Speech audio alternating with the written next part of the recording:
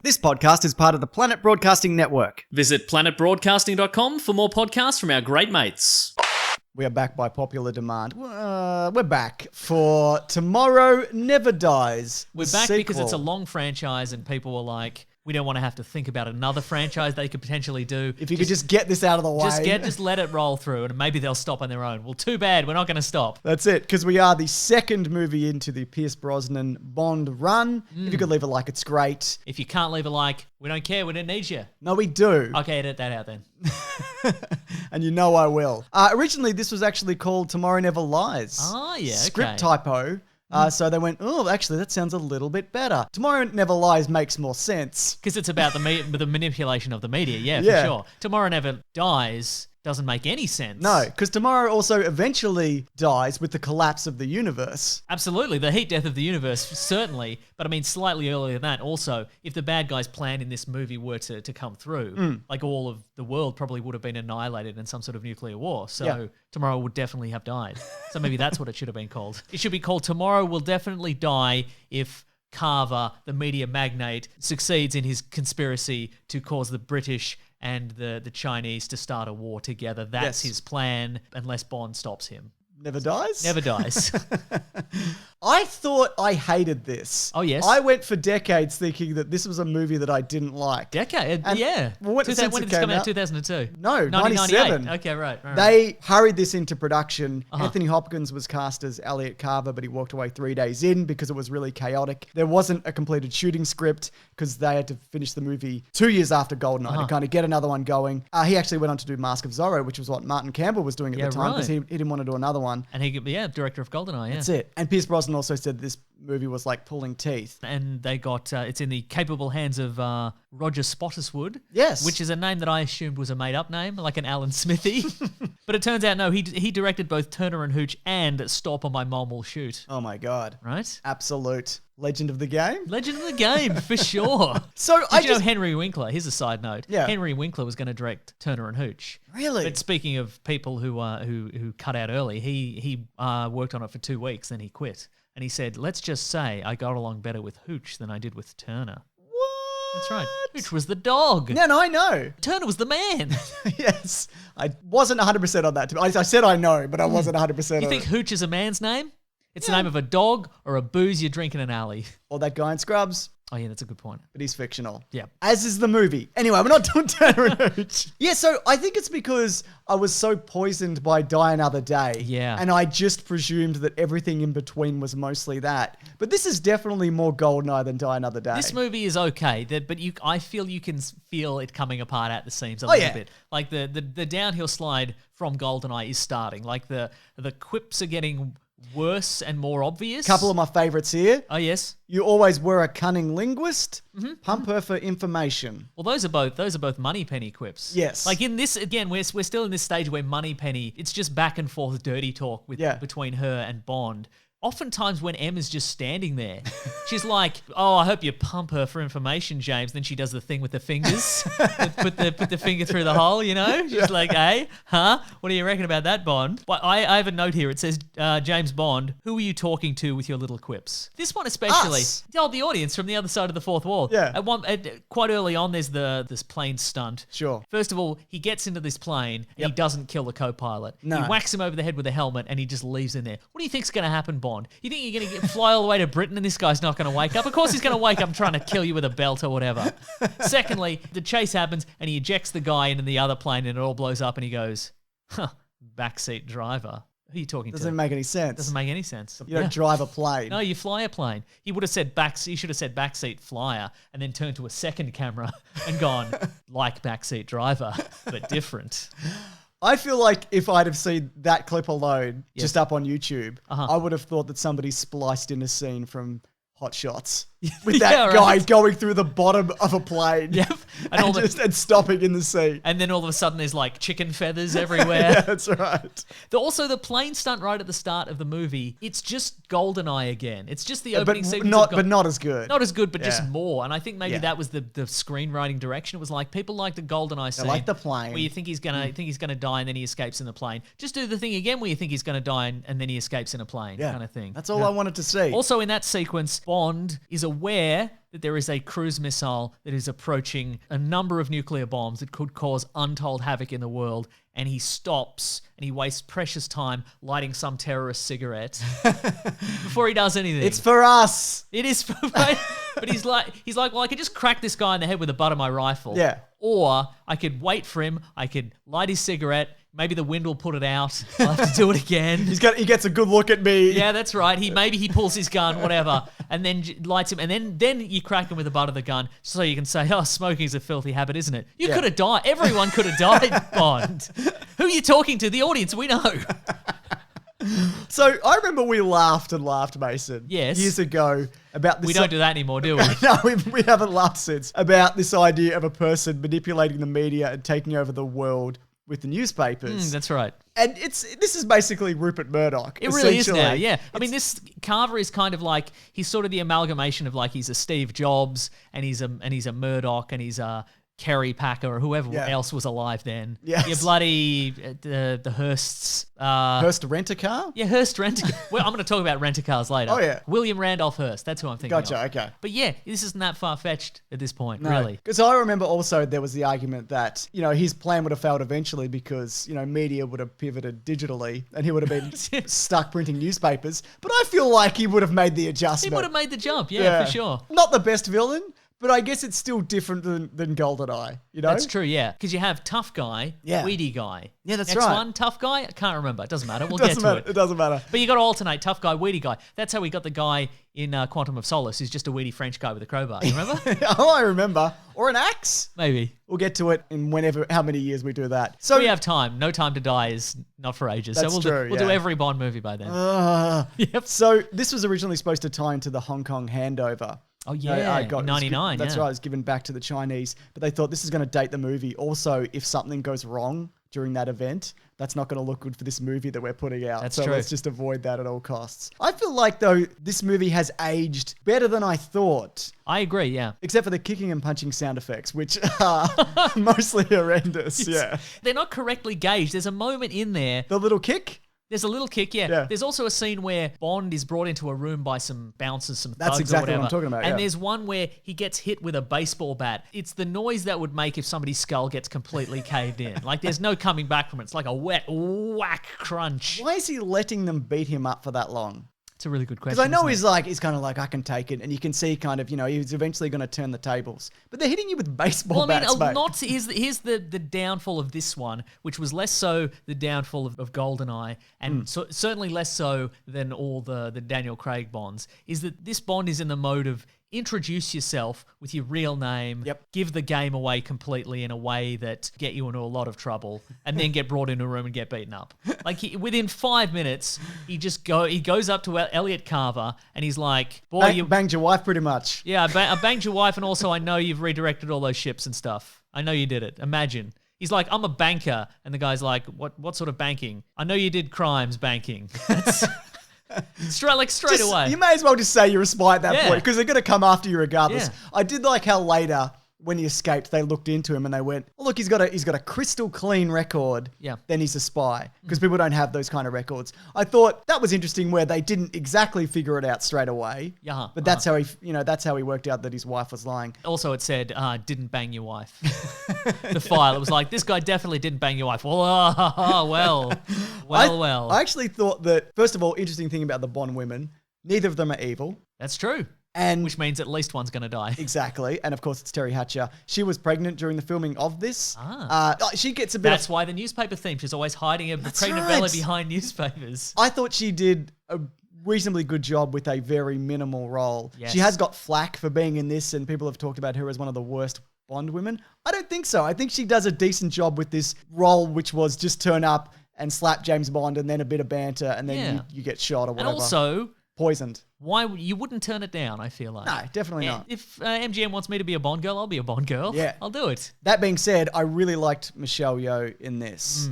She did a lot of her own stunts. She couldn't do all of them because of insurance reasons. But the things like the escape that she makes when James Bond is getting shot at and she's just walking down the wall and he's like, "Aw." Yeah, that's fun. Yeah. That's good. If any character from the Brosnan Bonds should have gotten their own spin-off, it would have been Wei Ling. Well, funny you should mention that because there is that talk of, Jinx was going to get her own spin-off, but there was mention or at least there was in the IMDb trivia and Wikipedias and such, that she was going to get a spin-off. And I think she definitely could have carried a franchise. Agreed. And still could. I love the dumb torture guy. Incredible. Wait, which guy are we talking about? I'm talking about the guy in the hotel room. Oh yeah, that is oh hang on. He's from Ghost. He looks like a sad cartoon dog. Yeah, that is the late great Vincent Schiavelli. Yeah. He's a sort of a Terrific. iconic character actor. Yeah. And he's one of those that guys. Yes. No longer with us, but yeah, he's just I love that he's so in control of the situation. He's done it a million times. Yes. And to him, he's just going to work and he's having the banter and he's having a bit of fun with it. Then when he gets the tables turned on him, he goes to water. Yes. And then you see that side of Bond, which is always there, but it's behind this sheen of kind of civility and suaveness and stupid hair. And he just goes, too bad, shoots him in the face. Yeah, I just think that's amazing, just getting those glimpses of Bond where this guy is an actual psychopath. Yeah. I think people forget that about this character. That's true, but yeah, so Dr. Kaufman he's only in one scene, but he's very memorable, and he's got these moments of like, oh, well, this is embarrassing. How unprofessional are these guys? They can't get into a car. I have to torture you. I'm sorry. That being said, the other henchman, Stamper, no good. Nah, I feel don't like just him. No. he looks like he belongs in a German boy band. Yeah, he with looks his like stupid hair. Yeah, exactly. He looks like somebody that Popeye would beat up on the way to beat up Pluto. Yeah. One thing I wanted to say also was after Teri Hatcher dies, you do get the sense where he takes a moment that he did actually like her. Yeah. And you don't often get that with Bond. No. Like people fall around him dying, drop dead all the time, and he just kind of cruises on out of there, but you kind of get the sense that, oh no, he actually did like this one for a second at the very least. I think he likes most of them. Except the villains. Yeah, sure. Does he? Maybe we're due for like a Bond visits his therapist movie. Yeah. And there's a lot of crying. I want to ask you about this. Okay. I love a Bond clothing report. Oh, I'm ready. And look, we could get into the specifics all day, every day. I mean, my number one question is, after Bond and Wei Lin are captured, Yes. where do they get their clothes? They just happen to have a snappy red jacket for her, ready to go? He's got his tailor, remember? Oh, yeah, that's a good point, He goes yeah. into any hotel in the world. Okay, right. Okay, what's your clothing question? So, what do you think of the look of Commander Bond? Oh, Very yes. rarely we get him. We do, that's true. In his naval outfit. Yes. I love it. Where are you at with it? I think it's very snappy. I Yeah. think it's a nice, it's a nice change. Yeah. You got all these little gold buttons in his hat. It's it's rare to great. see a hatted Bond. It was very common, I feel, in the Roger Moore days, but less so. Yeah. Because he has that background, but you don't always get a lot of it in these movies. I think this might be the last time we've had that in these movies. I think so, yeah. Yeah, Daniel Craig certainly hasn't done it. No. His background was drowning men in sinks. That's true. I don't think he was in the Navy. I think that's just what he did. That was his job full time. He just hung around on a Navy destroyer. Like he just scuttled around in it at night and he just strangled sailors. So he's like an urban myth. Yeah. But they eventually made him an honorary commander. They're like, if you leave, we'll give you some medals. And he's like, okay. So, Jerry Butler appearance. I don't know if you noticed. I did not notice that. Yeah. Where is he? He's in one of the war rooms. I don't know. Okay, right. So apparently he turned down Casino Royale for fear of typecasting. That was on IMDb. Oh, I see. I don't know whether I don't believe know if that's that. true. Yeah. Other surprise guest appearance is Ricky Jay, the magician / card expert who was the hacker guy. Yeah. He's the guy who can he's flicking them he's the this way master and of that. he's the master of deadly playing cards as the hacker. Yes, absolutely. I also want to say that I love that car.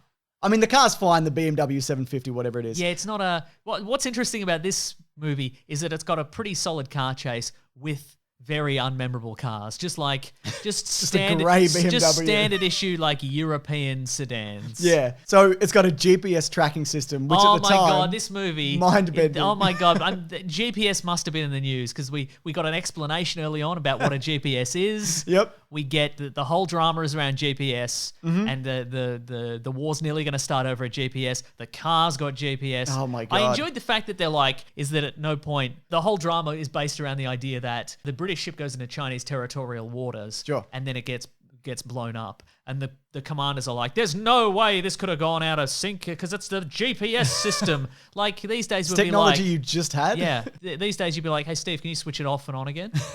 Oh, it's out of sync. Okay, cool. We'll leave. Sorry. Sorry, because that happens with technology. A lot of the Yeah, time it exactly. just doesn't work. Almost constantly. Sorry, you were saying about the car chase. Well, I think I like the idea that he's got the little trackpad. Yeah. I like the phone. I want to get to the phone. But I think that's a really cool invention for the time. I Yes. think you see that now and you're like, who cares because of drones and whatever. For sure, yeah. But then I thought that was really cool. I also think the cutting tool on the front of the car is way too specific. Oh, it's and so And at specific. the exact height of that But cable. that's a James Bond gadget. Yeah. It's like, well, I'm going to put all this rappelling line in your belt buckle. Yeah. And he's like, oh no, there's 75 feet to the ground. Here we go. Also, but I enjoy the car chase and it's fun. And I enjoy the fact there's a lot of like reaction shots of Bond just in the back seat, just having a grand time, just playing on this thing. But also, when you think about it, the entire action sequence hinges on Bond not being able to open the front window of the car. Because he can open the rear window and leap into the back, but if he could leap into the front, probably Would save have been a a lot problem. of time. Yeah. That's a really good point. Yeah. I love also the idea that it's mostly bulletproof and they're hitting it with sledgehammers. Look, it's not a great looking car, but what they've done with it, I really Yes, like. absolutely. I also enjoyed and was a little bit mystified by the guy in that car chase. He's just standing on the street. He has a bazooka, but instead of aiming for the body of the car, he aims for the windshield Yeah. that's already shattered. One of the many times where Bond gets away just because he got lucky again. Yep. Yeah. I also like the phone because it's not like a modern smartphone where it's just got a scanner for everything, Yeah. whatever. You know, it hacks every door. It's got like a very specific thumb scanner and a little key element to it, Yeah. and it's a taser. I just think that's a great little gadget, I which is agree. also implemented in the video game, which we Oh. will talk about. Oh. Yeah. Look, I just want to talk budget and product placement, but we'll talk about that after we play the amazing game because we did get 50,000 likes. Thanks. Thanks. Yeah. Anyway, let's do it. Here we go.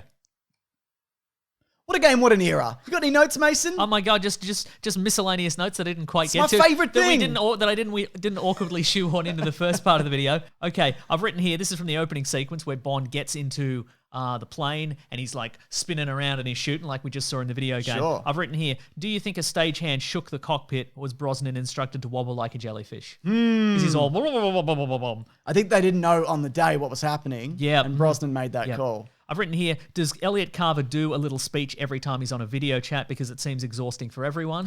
Because he's all like, he always ends with, there's no news like bad news. And everybody's like, ugh. This fucking guy every This day with guy. this shit. Here's a question I have for you. Okay. And the viewers. Sure, throw it out there. Is Bond allowed to do crimes while on a mission? Like, he's got a license to kill, Yes. but does that expand to just any kind of crime? Because in this, he breaks into, like, the printers. Yeah. He's just breaking and entering. He's just, like, getting his fingerprint. He's not wearing any gloves. He's getting his dirty Probably had them fingerprints. melted off. Right. He's just getting them. He's looking through all the drawers. So surely you could just get him arrested, like, after that. Well, isn't it if you get captured yeah, as right. a MI6 agent, Yep. they're like, we don't know him. Maybe, yeah. Yeah. So I That's- think you can do whatever you want Right. as long as you don't get captured. Because I feel that would be a fairly easy fix. You'd just be like, hey, this guy, he works for Universal Exports or something. I don't know. It seems like a front company. But anyway, he was just in my office. He was rifling through stuff. Yeah. He pushed a $300 million satellite onto the ground. Anyway, we've got footage of him and his fingerprints all over everything. Can you just put him in jail for just stealing stuff? Oh, he stole a plane and flew away. I've got here, surely not everyone at the printers is getting paid enough to fist fight James Bond. No, absolutely Because not. everybody gets into it. Like the guys with guns, sure, and like the security guards and stuff. But there looks like just like an NBC page, just in a blazer comes out, just leaps onto Bond and starts tackling him. But if you're working with mates and a lunatic runs in, You jump in just touching all the stuff. because otherwise you'd be you wouldn't be part Yeah. of the story. Exactly. Like afterwards, they'd be like, "Hey, Terry, you bloody tackled that guy," and you'd be like, oh, Terry no tackle over yeah, here, Terry, mate. yeah, Terry no tackle, yeah." But at one point, As in balls, because you got no balls, mate. right? Speaking of Bond's quips to no one, Yep. at one point, Bond says, they'll print anything these days, right after he's thrown a man into a printing press and just minced him. What he should have said was, they'll print anything these days, including using ink, which is actually the remains of a human corpse. That man had a family. Don't use your phone while driving, Bond. Well, he had to. When he's driving? Yeah, when he's driving, he He doesn't. has to. He just, That's no, how he just it takes. works. No, he just takes. Oh, I a thought phone you meant when call. he's using the... No, he just takes a phone call. I noticed the little things, James. It's very dangerous. Don't do it. Which And part you'll- of the movie is that? And you lose points on your license. Oh. It's This is a note for Ben, so I can send it to him so he doesn't have to look for it. okay. It's before the car chase. Okay. I've also written he's done an awful parking job. He's doesn't outside care. of the line. He's doing I'm crimes. well aware. He's doing crimes, You don't Mason. have to use all these. I've also written here, what does Bond have against Avis Rent-A-Car? Well, I don't think he did it on purpose. No, he launches it off the roof of a parking structure over a crowd of innocent people and then through the Avis Rent-A-Car storefront. And then he's like, yes. Oh, so not the fact that he did it, Yes. the fact that afterwards he was like, I did it. I really did it, then." yeah. He could have killed 20 people. Yeah, he probably did. But again, license to kill. Doesn't matter, does it? That's probably true. Yeah. Okay, I've got a couple more notes. Again, Bond's terrible quips. And this is a testament to the downward slope of these movies. Sure. At one point he says to Wei Lin, we seem to have developed a certain attachment to each other. And then he lifts his hand to show that they're handcuffed together. Did she not see it? That's for She us, knows. though. That's She for us. knows. She That's knows. for us. No, all right. That's go for on. us, mate. That's fine. After the motorcycle chase, what do you reckon about that? You enjoy it? Good. Apparently the director told them that each one of them was driving. So that's why they have that little interaction. That's is fun. yeah. Okay, yeah. Afterwards, Bond says to Wei Lin, you were pretty good with that hook, because they hook the helicopter. That's And good. she says, it comes with growing up in a rough neighborhood. Does it? You're doing that every day, are you? Yeah. You're hooking a helicopter. It comes with it. Okay. That's how you get to school. Just hook a Hook a helicopter, heli- hope it's like- it doesn't crash. It's like GTA. Just that's tows pretty you down great. the street. Okay, Yeah. cool, nice. Let's see. And here's one more, last one. Sure. If Bond's plan is to destroy the stealth ship, Yes.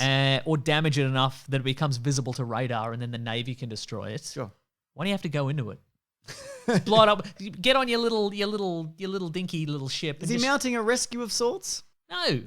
Yeah, It's you're all right. bad guys. It's exclusively bad guys on Yeah, that yeah, ship. yeah. And they're the worst of the worst because they know all these evil plans. And they're the media. Ugh. Yeah, that's right. So just stay on your little ship, shoot it with a bazooka. Is Yeah, all I'm you're saying. right, yeah. Get a bazooka from that bazooka guy from earlier. Yeah, Bazooka Joe. Yeah. Hey man, can I borrow your bazooka? Yes. Well, now you're Barry, no bazooka. Sucked in, idiot. Terrific stuff. Did you know this is the first movie in film history to have its entire budget be covered by product placement? That makes a lot of sense. So it's around $100 million, a bit over. The budget for this is about $50 million more than Goldeneye, and it made $339 million, which is slightly less. Possibly hurt because it opened the same week as Titanic. That'll do it. Yeah, so that'll definitely do it. Yeah. But I feel like you don't get the sense that this is more expensive than the last one. I don't think it looks better. I don't think Yep.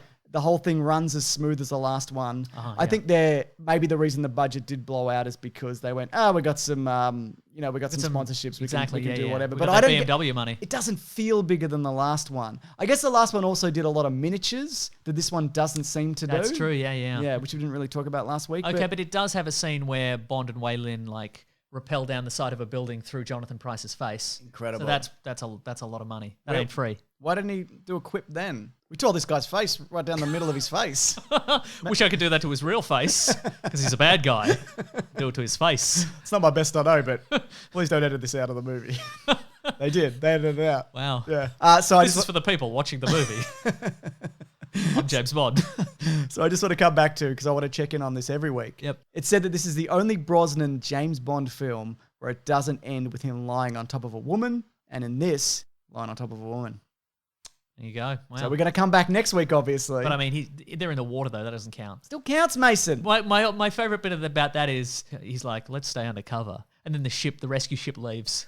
Did you notice that? Yeah. What are you They're doing? gonna drown. Why isn't she like, no. Yeah. This is like Titanic, that movie I just saw. We're gonna die out here, Bond. Yeah, but Yeah. that's what he's It's like. for the movie, isn't it? Yeah, It's for it us, is. the audience. Anyway, I think this Who is... wouldn't want to be stuck in the middle of the ocean with a beautiful lady, you know? I know. Or a beautiful Pierce Brosnan. Oh, even better. Yeah. I think this is all right. I think this is all right too, yeah. It's shocking to me that I'm saying that, but there were moments when I'm like, I'm genuinely invested in this. But I think you're right. I think that the next couple have really coloured our memories of this. Because in retrospect, I do remember enjoying this at the cinema. Okay, Because it's got everything you want. It's got the gals, it's got the guns, it's got the gadgets. 3 Gs. The 3 Gs you need. That's Yeah, right. terrific. So look, we will be coming back next week for you can't feel any pain because you got a bullet in your head. That Oh, one. yeah. What's that one again? Billy, too many bullets Really too many bullets. in your head. Yeah. One bullet is too many bullets. The world is not enough? Yes. I feel like this should have been called The World Is Not Enough. Right? Because he wants more than what he's currently got. Yeah. Switch the titles. I guess you can switch the titles for most of these movies. It doesn't matter, does it? Yeah.